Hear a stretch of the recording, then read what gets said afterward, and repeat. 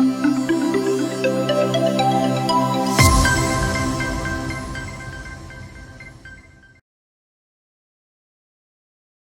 everyone, welcome to Daily News Simplified, an easy and smart way of covering the newspaper for the civil service examination. We will discuss today's newspaper, The Hindu, Delhi edition dated 29th March 2020. The articles we'll be taking up for discussion has been given in the table. The time stamping for the same has been provided in the description section. There is a news on page number 1 regarding announcement of a new fund called as PM Cares Fund. CARES here stands for Citizen Assistance and Relief in Emergency Situation. The news is very important. A, because COVID-19 is the biggest thing happening globally. B, central government has already declared COVID-19 as a disaster. And C, it relates to certain part of our syllabus like disaster and disaster management under GS paper 3. You would also be aware that there is already a fund called as Prime Minister's National Relief Fund, and that fund could also have been utilized in the present situation. But because the situation is so extraordinary, there was a need felt to have a dedicated fund to deal with COVID-19, and with that intention, PM Cares Fund has been established. There are certain things to know about this fund. First and foremost, it is established as a public charitable trust. Secondly, Prime Minister will be the chairman of this trust, and Defense Minister, Home Minister, Finance Minister would be its member.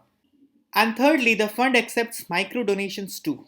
There is no lower limit to the donation you can give to the fund. You can give as low as rupee 10, rupee 1, whatever amount you want to give. The account detail have been put out in the PIB yesterday. You can look at it, and as a responsible citizen, I urge you to give a small donation to this fund. Although I understand you all are students, but even rupees 100, rupees 50 will make you feel responsible towards the situation that is prevailing in our country. We need to have a small discussion on public charitable trust. As we just saw, PM Cares Fund has been established as a public charitable trust. First and foremost, charity has been placed in the concurrent list under Schedule 7 of the Constitution, and hence any charitable trust, whether public or private, they are governed both by Public Trust Act of the state government and the Indian Trust Act 1882 of the central government. What you also need to know is public charitable trusts are exempted from income tax. Private charitable trusts are not exempted from income tax, but public charitable trusts, they are exempted from the income tax. Both the trust and the donor, they are exempted from the income tax. Under section 80G, which is not important to remember, of the Income Tax Act, an individual is granted deduction if the donations are made to such kind of public charitable trusts. Similarly, there are sections 11, 12 and 13 of the Income Tax Act that exempt the trust itself from the income tax. Let's also discuss Prime Minister's National Relief Fund in the continuum of the discussion. It was also established as a trust. Prime Minister is the chairman, and he is assisted by Joint Secretary in management of the fund. Remember, it's Joint Secretary, not the Principal Secretary. The fund was established way back in 1948 by the then Prime Minister of India, Jawaharlal Nehru, with the main aim to assist displaced people coming from Pakistan. And it was established by public contributions. And that is why it's a trust. So it has nothing to do with the Public Account of India or Contingency Fund of India or Consolidated Fund of India, because it's a trust and it takes contribution only from people. And there cannot be any budgetary allocation to this. There cannot be money coming from the balance sheet of public sector units. Prime Minister National Relief Fund is exempted under Income Tax Act because it's a charitable trust, and all public charitable trusts are exempted from Income Tax Act.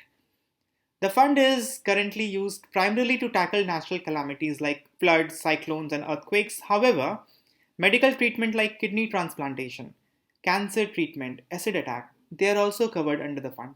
And if private companies are contributing to the fund, then that expenditure will be counted under their CSR obligation mandated by the Companies Act 2013.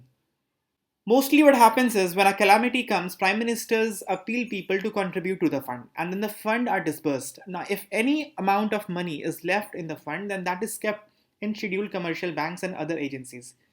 Contributions in foreign currency is also accepted under the fund, and donations by individuals and institutions only are accepted.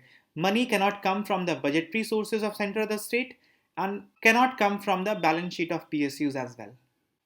There's a news on page number 7. Center tells states to set up camps for migrant workers. Recently, central government via notification has declared COVID-19 as a notified disaster. And this notification has opened up gates for other notifications, authorizing the states to use State Disaster Response Fund to provide for temporary accommodations, food, clothing, medical care, etc. to homeless people, including the stranded migrant laborers.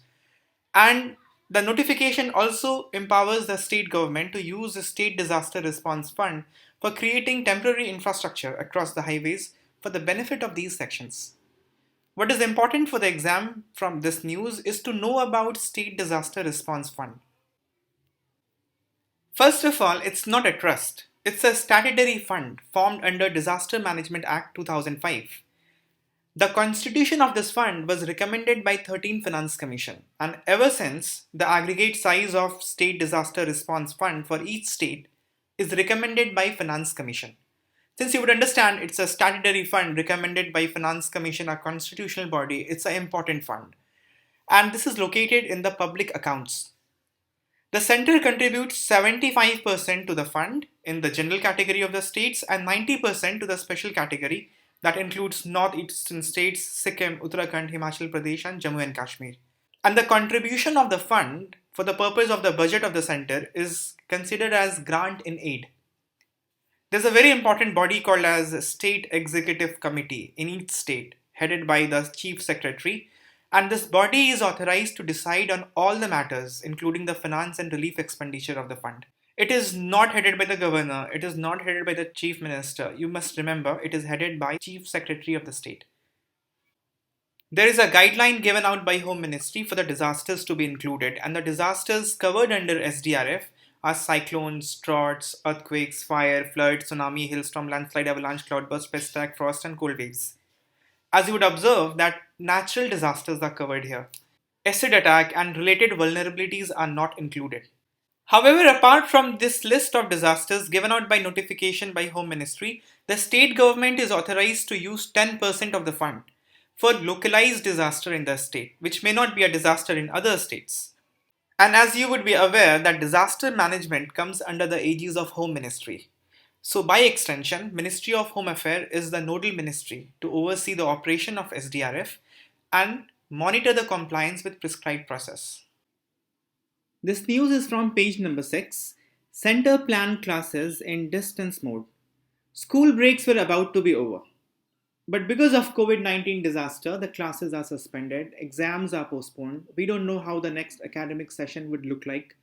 Because clearly the beginning will be delayed, but whether they will end on time or not, we don't know. Perhaps they will be compressed, but the exact modality, how it will work out, we don't know. Everything has been thrown in limbo. During this time, obviously students are studying at home, but to make their study more structured, government is planning to launch online classes. Although the study materials are already there on platform like Swam, but there is no structured class as it happens in classrooms in school. So that is what the central government is planning to make the students' life more easy. And this will be important because in syllabus there is a topic issue related to development and management of social services related to health and education.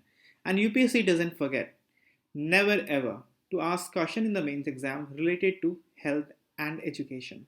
NCERT along with NIOS are planning school-wise curriculum for online classes. How exactly it will work out is something that you have to keep an eye on. But what we can do now is revise the online infrastructure for education that becomes important for the coming prelims exam. There are two important ones, SWAM and SWAM Prabha. SWAM is basically an online platform. SWAM stands for Steady Web of Active Learning for Young Aspiring Minds. This has online courses covering school from class 9th to 12th and going all the way up to post-graduation level. But you have to remember it begins from class 9th. Swam Prabha is a very important infrastructure for e-learning. It is basically an initiative to create 32 high-quality education channels through DTH, direct to home, using GSAT 15 satellite. All 32 of them are presently active on DTH. Then there's an important mobile application called as Diksha. Diksha stands for Digital Infrastructure for Knowledge Sharing, and basically it's a platform for teachers' self-training, coordination, and form a teachers' community for their own learning. National Digital Library is a mammoth repository of resources. It has more than 3 crore digital resources. It covers all the spectrum of education in the country. E-Pathshala you must have used yourself while downloading some NCRT books. It's basically a repository of all the e-resources of NCRT, including textbooks, audio, video, the periodicals of NCRT, etc. There's a digital platform called as National Repository of Open Educational Resources. Now, just like SWAM, it brings e-learning resources on a common platform, but SWAM begins with class 9th, and this aspired to bring e-learning resources across the spectrum, covering all stages of education. This news is from page number 11, the FAQ section of the Hindu. It is an important news concerning government budgeting, mentioned in the syllabus under GS paper 3. The title of the news is Why has Kerala sought a relaxation of FRBM rules? Well, for one, Kerala is one of the most affected states by COVID-19 pandemic. After the announcement of lockdown of 21 days, which obviously is a necessary step, there has been disruption in supply chain, in procurement of raw material, manufacturing, labor movement, etc. And this has seriously constrained the economy. Although central government has announced some relief package, for example, relief package of rupees 1.7 lakh crore and enhanced utilization of schemes like Pradhan Mantri Garib Kalyan Yojana, direct benefit transfer scheme, enhancement of PDS provisions, etc. But still, the burden of implementation will be with the state government because the state government are best placed to implement these schemes because they are more near to the beneficiary. But due to the constrained fiscal position of the state, things are getting difficult. And for this, Kerala is asking for relaxation of the FRBM rules.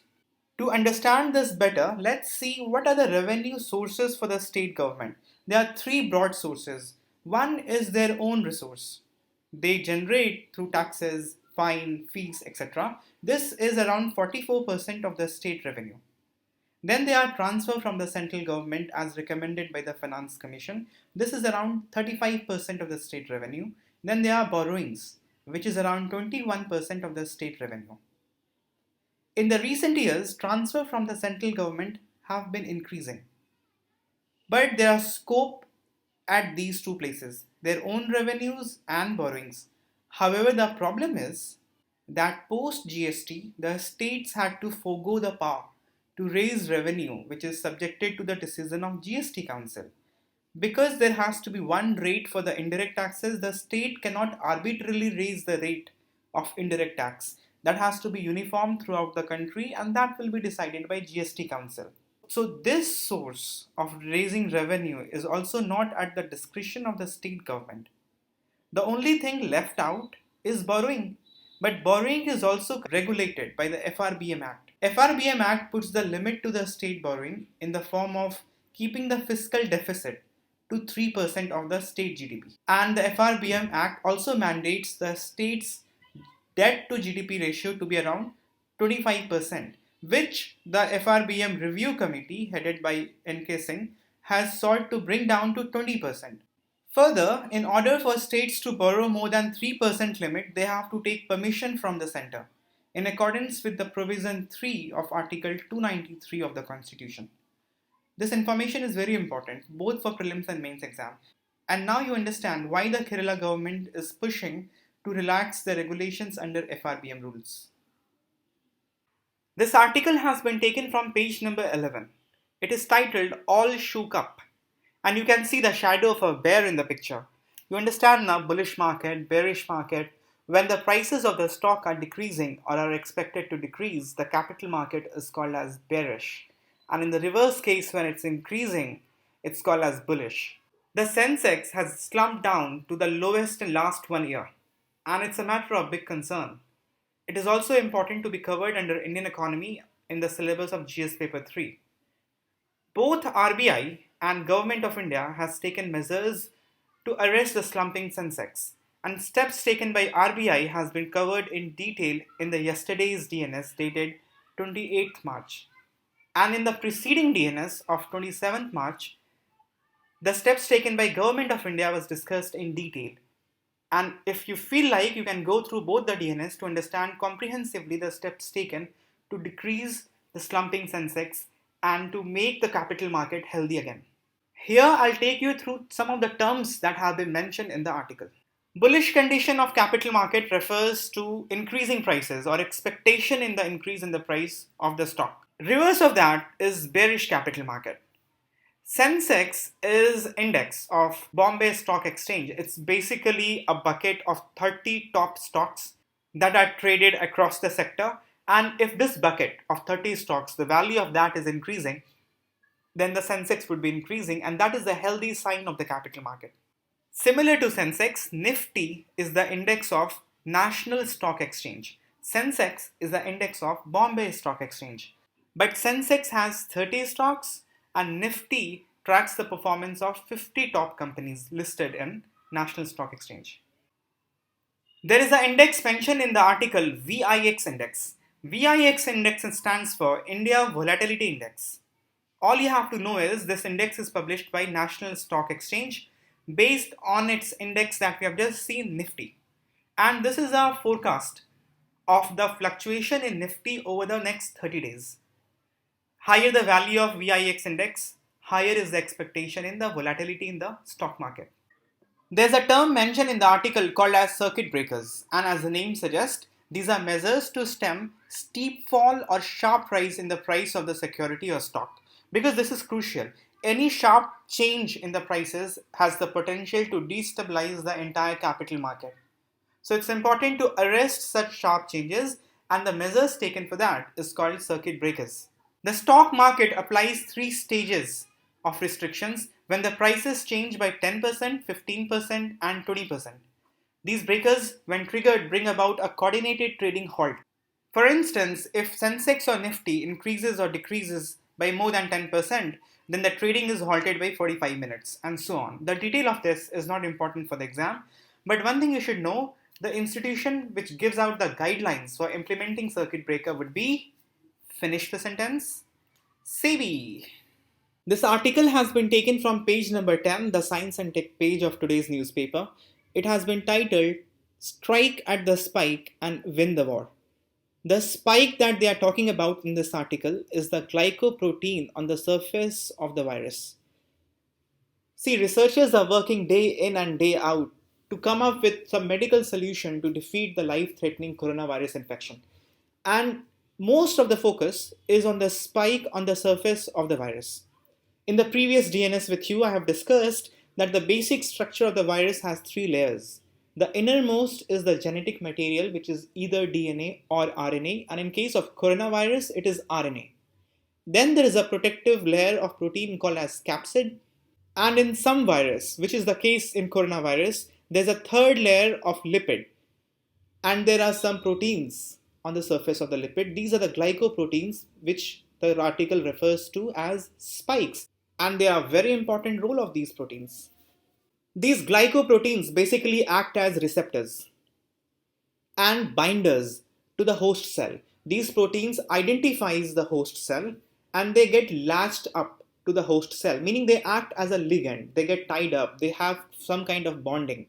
And that helps in entering into the host cell. And once they enter into the host cell, they enter into the cytoplasma and into the nucleus. And then they make their own RNA out of the DNA of the host cell. That's how they multiply inside the host cell.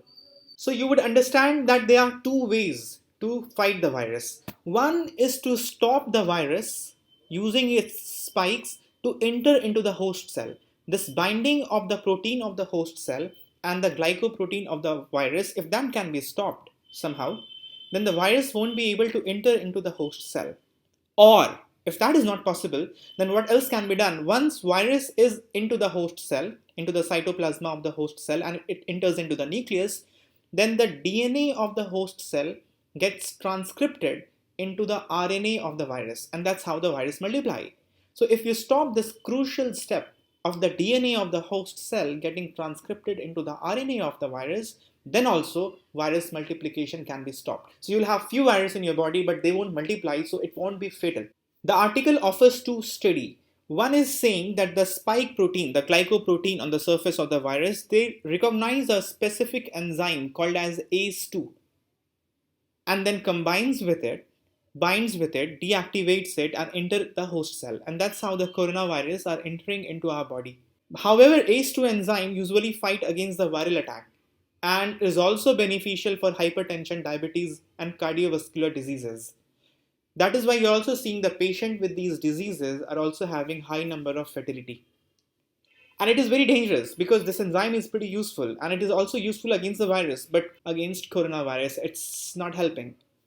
There is another study that apart from ACE2, there is another enzyme called as TMPRSS2. And this enzyme, along with ACE2, is also involved in binding with the glycoprotein on the surface of the virus. So the situation is pretty complicated here. Finally, article identifies the 4 ways to fight the virus. One is to use the protective devices that most of us are already doing. Another is to develop vaccine, which is going to take some time. Then there are drugs which are used for some other related diseases that can be used for coronavirus also, or drugs specific to coronavirus can be developed, which again is going to take some time. Fourth way of fighting the coronavirus is to use the serum from the recovered patient to boost the immunity of the afflicted, because recovered patients' immune system have learned how to fight the virus. There is a related article on page number 40 entitled Plasma Transfusion for COVID-19 shows promising results in study. As we have discussed that novel coronavirus, like the previous coronaviruses, has its genetic material as single-stranded RNA. It's not a DNA-based virus, it's a RNA-based virus, very important to remember. The challenges with RNA-based virus compared to DNA viruses are that RNA-based viruses are prone to quick changes and thus continuously mutate into new forms. And vaccine that we develop might not be able to deal with all the mutated form of virus. There have been some attempt to make vaccine for coronavirus by modifying the already used vaccine for SARS and MERS. But there is a serious attempt to make messenger RNA based vaccine for coronavirus 19. And this is very important to understand how mRNA based vaccines are made. See, vaccine basically trains the immune system to recognize parts of the virus. And that is done in the form of antigen. For every antigen, antibody is developed in the body, and once antigens are identified, antibodies are created and viruses are killed inside our body. Some of the host cell are also killed in the process. That is a usual way of vaccination. But the mRNA based vaccination is slightly different. mRNA based vaccine inhibit the process of development of RNA of the virus from the DNA of the body. mRNA basically is a messenger that goes to the DNA to develop some kind of protein that the body requires, and all the information for that is there in the DNA. Cytoplasm, if it needs some protein, it asks the mRNA to go to the DNA, and mRNA does the transcription process, unfolds the DNA, and makes a protein out of it. This is the process that happens in the body. Virus utilizes this process. Virus sends its RNA that untangle our DNA and convert the DNA rather into its own RNA. Now, mRNA based vaccine will stop this process. The immune system will recognize that something like this is happening, and RNA of virus is instead doing the transcription of DNA than mRNA of the body. So, if RNA of virus is involved, then that is not a natural process happening inside our body. And if that process is identified, then the virus can be killed again inside the body. So, that is the basic idea of mRNA based vaccine. Okay, now let's boil down all the important points for the prelims examination from today's discussion. We began our discussion from PM CARES Fund. It's important to understand that it's a public charitable fund. Prime Minister will be the chairman and its member will include Defense Minister, Home Minister and Finance Minister. Charity in India is under concurrent list of Schedule 7 of the Constitution, and public charity trusts being in the concurrent list are governed by both the Public Trust Act of state government and Indian Trust Act 1882 of the central government. Public charitable trusts are exempted from income tax, both the trust and the donors. Then we studied Prime Minister's National Relief Fund, which is again a trust. Prime Minister is the chairman and is assisted by Joint Secretary in managing the fund. It was established way back in 1948 by the then Prime Minister of India, Jawaharlal Nehru, to basically assist people displaced from Pakistan coming to India. Prime Minister National Relief Fund is exempted from the Income Tax Act because it's a public charitable trust. The fund is currently used primarily to tackle natural calamities like flood, cyclones, and earthquakes. However, it is also used for the treatment like kidney transplantation, cancer treatment, acid attack also. Companies' contribution to Prime Minister's National Relief Fund will be counted for CSR, and when the fund amount is left out after disbursal, that is put in some scheduled commercial banks. Contribution in foreign currency are also accepted. What's important to remember is it's only voluntary donation by individuals and institutions. The budgetary allocation is not there for this fund, and the money cannot come from the balance sheet of public sector units. Then we did an important fund called as a State Disaster Response Fund. This is a statutory fund formed under Disaster Management Act 2005. It was first recommended by 13th Finance Commission, and ever since the Finance Commission recommends the aggregate size of a state disaster response fund for each state. It is located in the public accounts. Then the central government contributes 75% of SDRF for normal states and 90% for special category states, and the central government's contribution is taken as grant in aid. There's a state executive committee headed by the chief secretary, and this committee is authorized to decide on all matters concerning the fund. This fund comes under the aegis of Home Ministry. Home Ministry oversees the operation of SDRF, and it also sees the compliance by the state. And Home Ministry has given some guidance concerning the disasters that should be included under the fund. That includes cyclone, drought, earthquake, fire, flood, tsunami, hailstorm, landslide, avalanche, cloudburst, pest attack, frost, cold waves. But the state government may use 10% of the fund for a local disaster which is not defined as disaster in other states or at national level. Then we saw some e-learning projects being run by Ministry of Human Resource Development. The most important one of them is SWAM.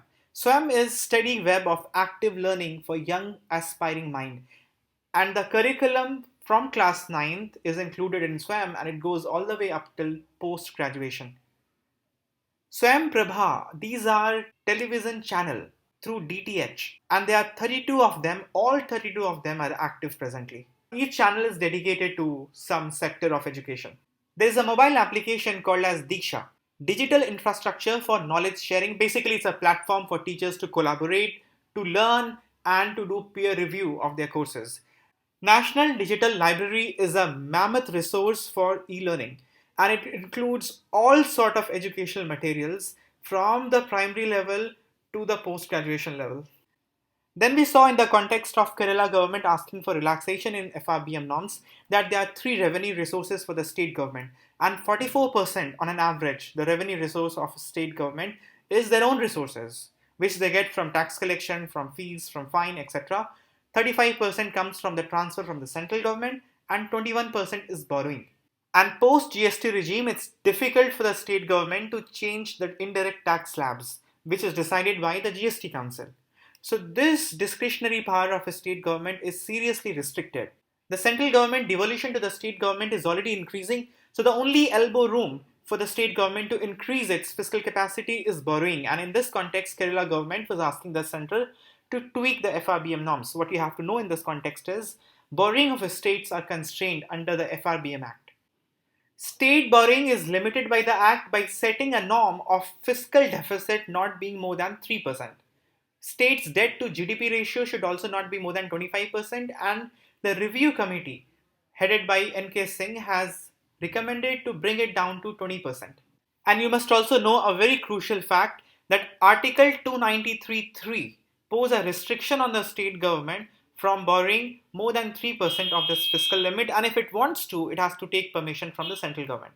You have to know VIX index, that stands for India Volatility Index. Who releases it? National Stock Exchange. It does a study of change, the volatility, the fluctuation in Nifty, which is again released by National Stock Exchange, and it forecast the fluctuation for next 30 days. Based on that, this index, India Volatility Index, is prepared. The spikes on the surface of coronavirus is glycoprotein, and these glycoproteins acts as receptors and ligands. That means they recognize the host cell and binds to it. and that helps entering the virus into the cell of the host.